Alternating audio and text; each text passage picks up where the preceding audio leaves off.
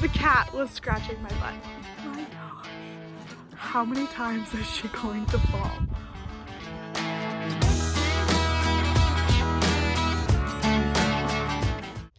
Hi guys, welcome back to my channel.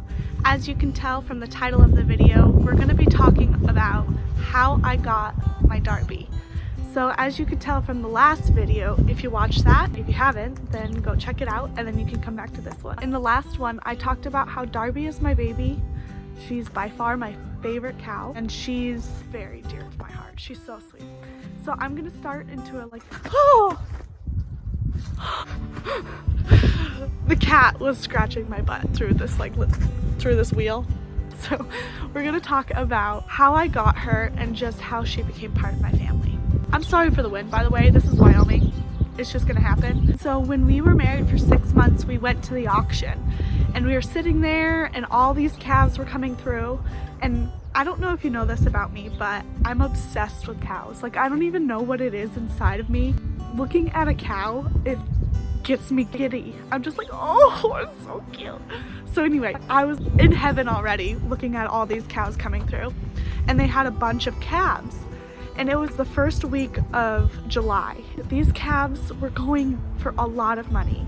And it was like kind of frustrating, honestly, because I want one, but I didn't tell Travis because they're a lot of money and it is what it is. I mean, I was just hoping that one of our cows at the pasture would reject her calf. Horrible thing to wish for, but then I could bottle feed it. And I was like hoping secretly for that. But anyway, so they were pushing all these calves and usually they're coming in like 4 to 8 at a time, like all together in bunches. But Darby, she came by herself. And the reason is because her tongue was sticking out, and I'll show a picture right here. They obviously could tell something was wrong with her, so they sold her separately because she was going to sell for cheaper. And she did. So these calves that were coming through were selling for $200 to $400, which in my brain is so much money for like a week-old calf. You still have to pay for the formula, the bottle. I mean, a lot of the guys already have that, or they have, you know, cows who have lost their calves and they'll just stick those calves onto that cow. So anyway, these calves were going for a lot of money. And here comes Darby, and she like starts at $25. I mean, it was ridiculous. Miss M, it's okay. She's not gonna hurt you. Tippy, go lay down. And so he starts bidding on her. And let me just tell you, when that starts happening, I don't even know what his thinking was. I didn't know what he was wanting to do. And all of a sudden he goes, and I was like, oh my God, we're doing this right now. And I was so excited. And then, you know, obviously she's $25, so people are like, that's gonna be a cheap chance to take on that. So they start bidding and they start bidding, and Travis is having this bidding war with other guys. So she eventually goes up to $110. And so Travis, obviously we won that bidding war and we took her home. I was so excited. And then I didn't even realize how tiny she was until we opened the trailer door and got her off the trailer at home. So we got everything we needed. Now we still had to build a pen for her because honestly we weren't expecting to be buying a calf right now. She was all so adorable, and so I'll show you a couple clips of her running around.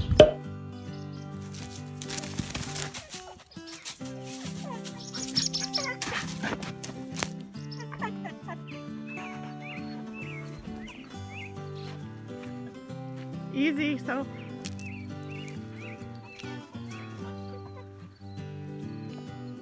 Darby!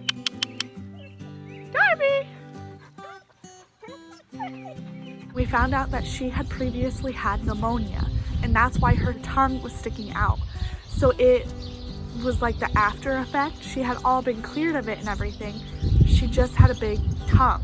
So it was kind of hard to bottle feed her. You had to like curl her tongue so that she could get a right suction on the nipple, and then put the bottle in and then just hold her tongue in her mouth, because on the sides it wanted to like unsuction. So it took a little bit longer than normal, but by golly, I loved every single minute of it.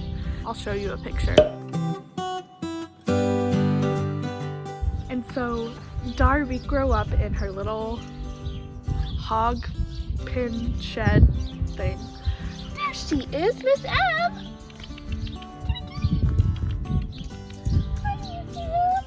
Sorry, I get easily sidetracked.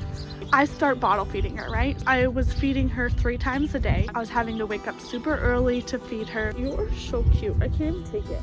You're very distracting. Look at your back. She's like falling up there. Anyway, and then Travis's granddad had his own little garden, and when all his corn and stuff were old, he had to take the stalks down. We would give her these old pieces of corn on the cob, and she only knew what I gave her was a bottle, and so she would just suck, right? Not just like chew, she would suck. It was adorable. So when I gave her the corn, like, you know, end to end, I just gave it to her so that she could grab it, she would just suck on the cob. It was so cute. When I say she's my baby, I really mean it. I love her so much. I love her more than any animal we have. I also halter broke her because being in that pen, I felt really bad for her just to be in there all the time. She had the zoomies and would run all over the place. And so I halter broke her, and I led her around so she could eat new weeds and she could just explore and run and have just a grand old dandy time. So I would also take her halter and I would tie her to the trailer, and I would take one of the horse brushes that we had and I would brush her like on the neck.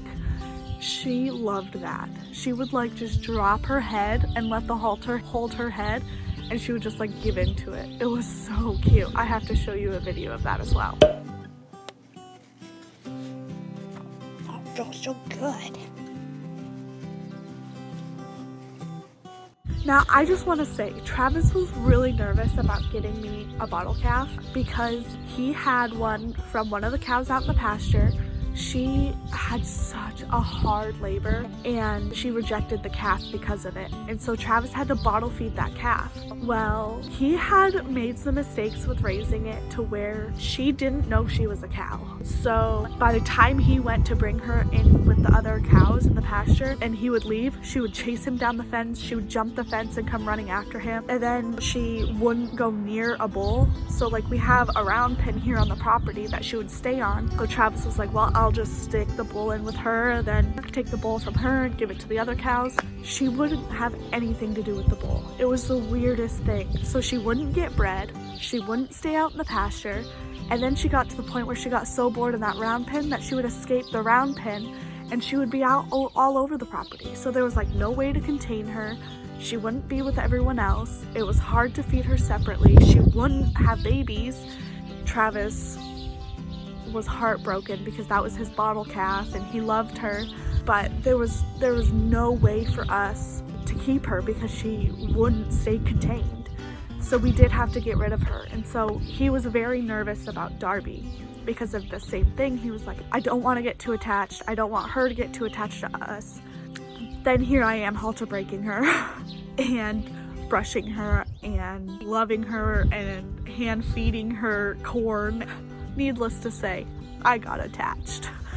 And so by the time she was old enough and we were starting to wean the calves from over in the pasture, we were going to take them over to the round pen. She was a couple months younger than them, but we wanted her to be weaned with those calves so that she started bonding with them and growing up with them, and then she'll be able to stay over in the pasture with them. And so we're like, okay, so this is one of the things that we're going to do differently with this cow than the last cow.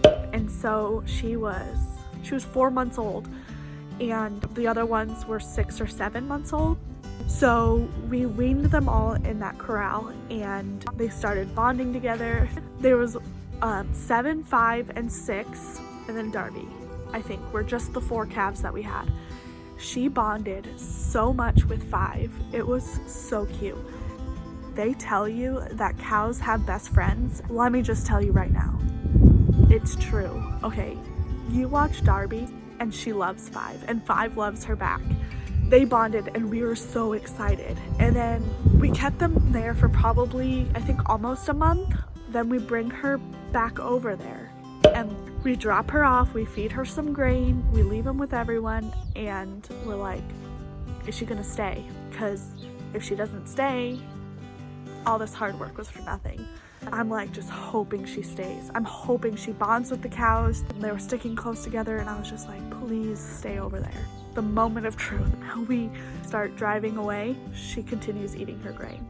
I was like, yes, good girl, Darby. Yes, stay there, stay there. Even though it was kind of bittersweet because I loved her and I was like, oh, now I'll never see you as much and all that stuff. But I knew if I wanted to keep her, she needed to stay over in that pasture. And she did, thankfully. She started growing up over there. It's just interesting to see the kind of difference. Usually they kind of stick together or stick in little... Did you just see that? The cat just fell. You are so silly. Usually they kind of stick together or stick in one of their like groups and stuff. But Darby will just go off and do her own thing. You are crazy. Oh my gosh. How many times is she going to fall? A lot of the times that we go over there in the summer, I take a comb brush and I brush her out and she loves it because of all the flies. She lets me lay on her. She lets me sit with her. She lets me snuggle her. She is just something else. She's a very sweet cow.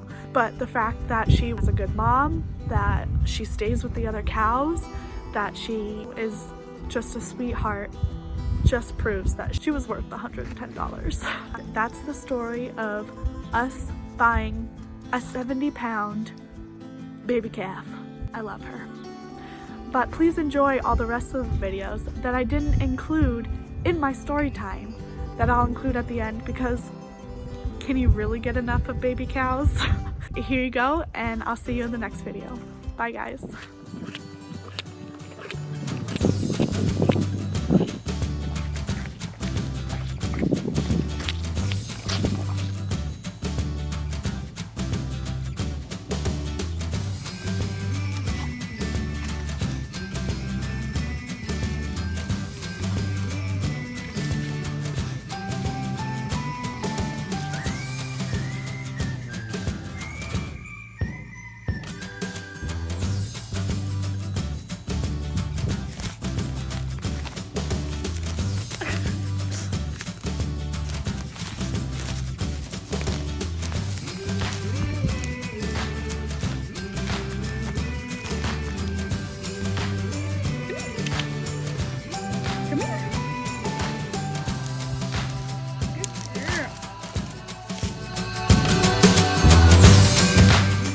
Darb, let's go for a walk.